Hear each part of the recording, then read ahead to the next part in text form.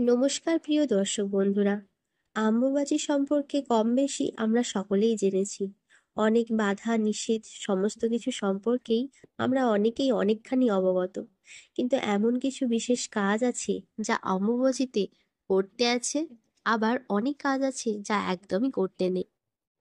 এই আম্বুবাচী দিনটিকে ঘিরে বাড়ির মেয়েদের বা স্ত্রীদের আম কাঁঠাল দেওয়া হয়।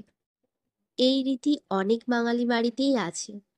মর্ত্যলোককে মাতা পার্বতী বলুন মাতা সতীর বাপের বাড়ি বলা হয়। যখন মাতা পার্বতী তার সন্তানদেরকে নিয়ে 10 দিনের জন্য এখানে ঘুরতে আসেন, খুব বড়ভাবে দুর্গাপুজো উদযাপন করা হয়। মাতা সতী, মাতা পার্বতী যেমন আমাদের মা, ঠিক সেরকমই আমাদের মেয়েও। তিনি স্বয়ং প্রকৃতি।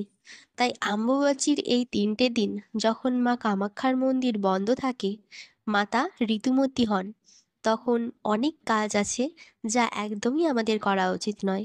তার মধ্যে সবথেকে বিশেষ কাজ হলো এই ধরিত্রী, যিনি স্বয়ং মা পার্বতী, তাকে একদমই আঘাত করা উচিত নয়। তাই কৃষিকাজ এই 3 দিন একদমই বন্ধ থাকে। এছাড়াও যে কোনো খনন কাজ এই 3 দিন এড়িয়ে চলা উচিত। গাছপালা পশু পাখি যে কাউকেও কষ্ট দেওয়া একদমই উচিত নয়।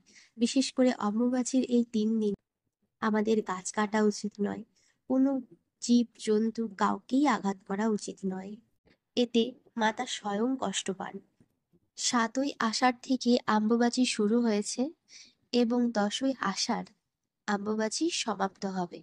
সেই দিন মা কামাখ্যার মন্দিরের দরজা খোলা হবে এবং অমৃত প্রসাদ বিতরণ করা হবে, যা সৌভাগ্য উর্বরতা প্রতীক।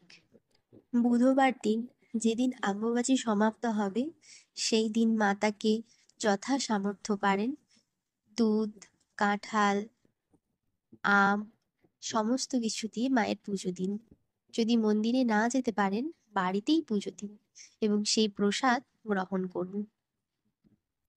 কৃষকেরা অম্বুবাচীর পরে মায়ের আশীর্বাদ নিয়েই চাষের কাজ শুরু করেন।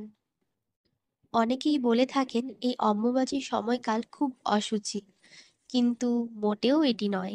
অম্বুবাচীর সময়কাল খুবই শুভ।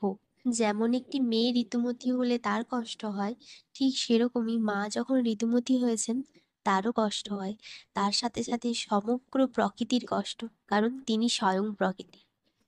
যা নতুন প্রাণের সৃষ্টি করে তা কখনো অশুচি হতেই পারে না। শুধুমাত্র তার বিশ্রামের জন্য এই সময়টাকে অশুচি নাম দেওয়া হয়েছে মাত্র।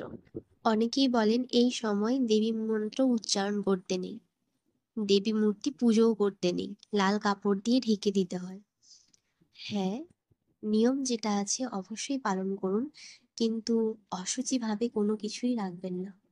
মাতাকে যেমন ভাবে আপনি বাড়িতে প্রত্যেকদিন সেবা দেন, ঠিক সেরকম ভাবেই সেবা দেবেন।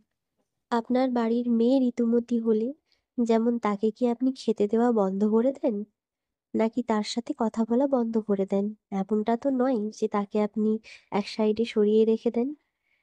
হ্যাঁ, তার কিছু বাধা নিষেধ অবশ্যই থাকে, কিন্তু মাতাকেও ঠিক সেরকম ভাবেই আপনারা একদম সরিয়ে রেখে দেবেন না। পুজো করবেন, অবশ্যই তার সেবা করবেন, তবে বৈদিক নিয়ম অনুসারে যা বলা হয়েছে যে মাতার মন্ত্র উচ্চারণ করবেন না। কিন্তু মাতাকে স্মরণ তো আপনি করতেই পারেন। মাতাকে ডাকার জন্য কোনো মন্ত্রের কি প্রয়োজন আদৌ হয়? এই ছিল সামান্য কিছু কথা অম্বুবাচী সম্পর্কে। ভিডিওটি ভালো লাগলে অবশ্যই লাইক করে শেয়ার করে দেবেন। আপনার প্রিয়জনদের সঙ্গে অবশ্যই শেয়ার করবেন। নমস্কার।